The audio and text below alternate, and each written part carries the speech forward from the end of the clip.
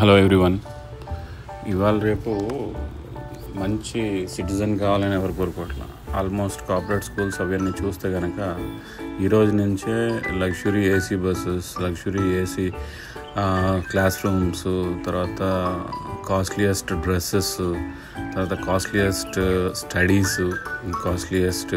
So ఆటోమేటిక్గా person money value అన్నది చాలా హై రేంజ్లో ఉంటుంది. అంటే తనకి ₹1 వాల్యూ తెలియదు, తనకి అన్నీ టాప్ మోస్ట్వే కావాలి.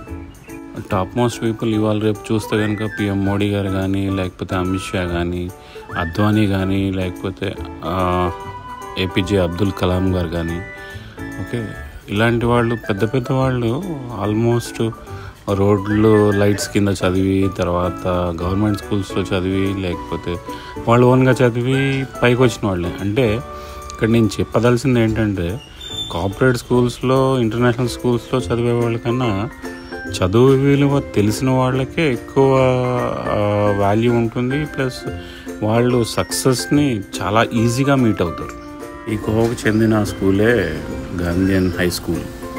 ఒకప్పుడు చాలామంది సైంటిస్టులు కానీ, లేకపోతే అడ్వకేట్స్ కానీ, జడ్జెస్ కానీ, ఓకే, ఇవాళ రేపు కొంతమంది మినిస్టర్స్ కానీ, వీళ్ళు గాంధీయన్ హై స్కూల్లో చదివారు. గాంధీయన్ హై స్కూల్ పికెట్ సికింద్రాబాద్లో.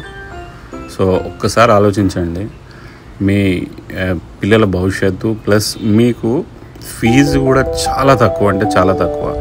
మీరు మీ పిల్లలకి పెట్టగలిగే ఇన్వెస్ట్మెంట్ ఇంకా దేంట్లోనే పెట్టుకోవచ్చు, స్కూల్ ఫీజులో కాకుండా.